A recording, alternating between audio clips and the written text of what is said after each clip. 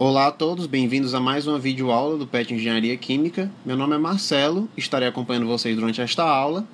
Essa aula será sobre a disciplina de Princípios de Processos Químicos. O assunto desta aula será balanço de massa com reação química. Primeiramente, vamos definir o que é um balanço de massa. Um balanço de massa é uma descrição quantitativa da variação da quantidade de matéria dentro de um sistema ao longo do tempo. Ou, de maneira mais simples, pode ser definida como uma equação matemática que é capaz de descrever como a quantidade de matéria dentro do sistema está se alterando com o passar do tempo. Como essa equação pode ser descrita? Ela pode ser descrita da seguinte forma: a massa que entra no sistema mais a massa que é gerada no sistema, menos a massa que sai do sistema, menos a massa consumida no sistema, será igual a um termo conhecido como acúmulo na forma dm sobre dt. As simplificações usuais para este processo são dizer que o processo está no estado estacionário, nesse caso dm dt será necessariamente igual a zero, e dizer que o processo não tem reação química. Nessa situação, a massa gerada será igual à massa consumida, ambas serão iguais a zero. Lembrando, por uma questão de notação, o ponto sobre a letra indica que é uma variação de massa ao longo do tempo. E como resolver o balanço de massa? Nós temos três técnicas principais para fazer isso. São elas: o balanço atômico, o balanço molecular e o balanço por extensão de reação. Como você pode escolher uma técnica específica sobre outra? O balanço atômico é aquele que vai te retornar a solução da maneira mais direta, especialmente se você tiver mais de uma reação acontecendo. Ou seja, é um método no qual você vai ter menos cálculos a serem feitos. O método de extensão de reação ele vai ser conveniente quando você trabalhar com equilíbrios químicos ou quando você tiver algum software para lhe ajudar a resolver o problema.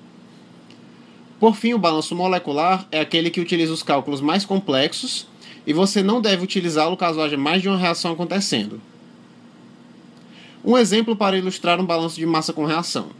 Metano é queimado no ar em um reator contínuo no estado estacionário, produzindo uma mistura de monóxido de carbono, dióxido de carbono e água. As reações que estão acontecendo são: eis aqui as duas reações que estão acontecendo no reator. A alimentação no reator contém 7,8% em mol de CH4, 19,4% de O2 e 72,8% de N2.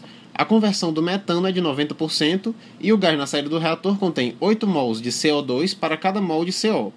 Determine a composição da corrente de saída. Primeiramente, para resolver o problema, precisamos escolher a técnica que será utilizada. Utilizaremos balanço molecular? Não, pois temos duas reações ocorrendo no nosso problema. Utilizaremos o balanço por extensão de reação? Não, porque nós não temos um equilíbrio químico e nem temos um software para dar suporte a gente.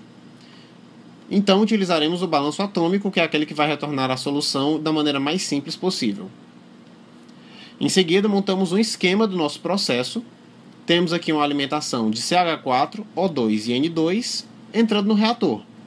E depois de reagir, temos uma saída de CH4 não consumido, CO, CO2, H2O, O2 não consumido e N2 não consumido.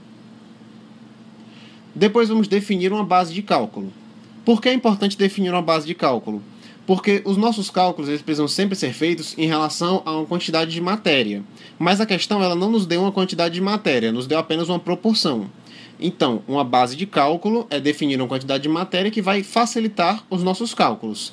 Para este problema, nós utilizaremos uma alimentação de 100 mols por segundo.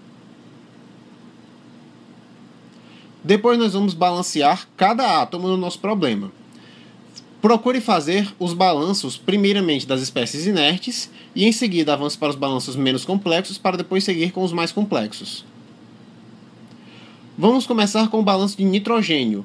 Nitrogênio no nosso problema era uma espécie inerte, então é com ele que nós devemos começar. Aqui nós temos a equação do balanço de massa. Por que nós temos somente os termos de entrada e de saída? Porque a nossa questão disse que o reator estava no estado estacionário, portanto, o termo aqui de acúmulo era igual a zero, e como nós estamos trabalhando com átomos, não com moléculas, não existem átomos nem sendo produzidos, nem sendo consumidos no nosso reator. Então, os dois termos, tanto de massa gerada quanto massa consumida, serão necessariamente zero. Temos aqui uma entrada de 100 mols por segundo, que é a nossa base de cálculo no reator, e 72,8% disso era de nitrogênio. Então, temos 72,8 mols por segundo de gás nitrogênio na saída, já que o nitrogênio é inerte. Portanto, sabemos que a saída contém 72,8 mols por segundo de nitrogênio. Em seguida, passamos para o balanço de carbono. Carbono entra no sistema somente através da alimentação de CH4. Temos 100 mols por segundo de alimentação e 7,8% dela é de CH4. Portanto, temos 7,8 mols por segundo de CH4 entrando no sistema. Entretanto, não estamos interessados no balanço de CH4, e sim no balanço de carbono. Como para cada molécula de CH4 temos apenas um átomo de carbono, isso implica que temos 7,8 mols por segundo de carbono, o átomo, entrando no sistema. Em seguida, vamos calcular quanto de CH4 vai sair do sistema. Ele disse que o metano é convertido em 90%, portanto 10% do metano passa pelo reator sem reagir, ou seja, 7,8 mols por segundo vezes 10% igual a 0,78 mol por segundo de CH4 na saída do reator. O resto do metano vai ser convertido ou em CO ou em CO2. Vamos agora definir as quantidades de CO e CO2 produzidas. Então, utilizando a nossa equação do balanço de massa, temos 7,8 mols por segundo de carbono entrando. Eu coloquei CH4 apenas para ilustrar e facilitar a escrita, entretanto estamos interessados no carbono e não na molécula. Menos 0,78 mols por segundo de carbono saindo nas moléculas de CH4, menos um determinado número de mols de monóxido de carbono saindo do sistema, menos 8 vezes o número de mols de monóxido de carbono saindo em dióxido de carbono. Lembrando que o nosso problema falou que para cada molécula de CO, temos 8 de CO2. E também temos apenas uma molécula de carbono em cada molécula de CO e em CO2. Portanto, chegamos aqui que 9 vezes o número de moléculas de CO é 7,02. Portanto, o número de moléculas de CO é 0,78 mols por segundo. Multiplicando por 8, temos 6,24 mols por segundo de moléculas de CO2. Então, na saída, temos 0,78 mol por segundo de CO e 6,24 mol por segundo de CO2. Prosseguindo para o balanço de hidrogênio, temos a entrada de hidrogênio no sistema somente no CH4, são 100 mols por segundo de alimentação vezes 7,8% de CH4 vezes 4 hidrogênios em cada molécula de CH4, temos 31,2 mols por segundo de átomos de hidrogênio entrando no sistema. Resolvendo agora o balanço de massa, 31,2 mols por segundo de átomos de hidrogênio entrando no sistema, menos a quantidade de átomos de hidrogênio saindo do sistema na forma de CH4, 0,78 mols de CH4 vezes 4 hidrogênios por molécula, menos a quantidade de átomos de hidrogênio saindo na forma de água. São 2 átomos de hidrogênio para cada molécula de água, e aqui o número de moléculas de água que eu não sei qual é. Tudo isso igual a zero. Resolvendo a equação, o número de moléculas de água dá aproximadamente 14 mols por segundo na saída do reator. Por fim, prosseguimos para o balanço de oxigênio. O oxigênio entra no sistema somente na forma de gás puro. Então, temos 100 mols por segundo de alimentação, vezes 19,4% de gás oxigênio, vezes 2 átomos de oxigênio para cada molécula de oxigênio. Temos, então, 38,8 mol por segundo de oxigênio entrando no sistema.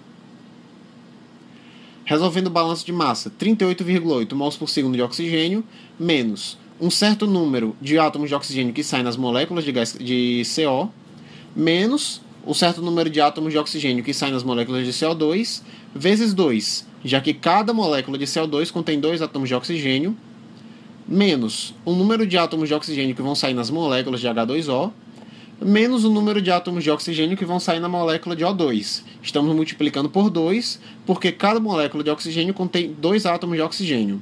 Substituindo os valores que nós conhecemos, que são este e este, podemos calcular o número de moléculas de O2 que vão sair do sistema. Temos aqui, substituindo os valores que nós conhecemos, temos que N de O2 é 5,8 mols por segundo.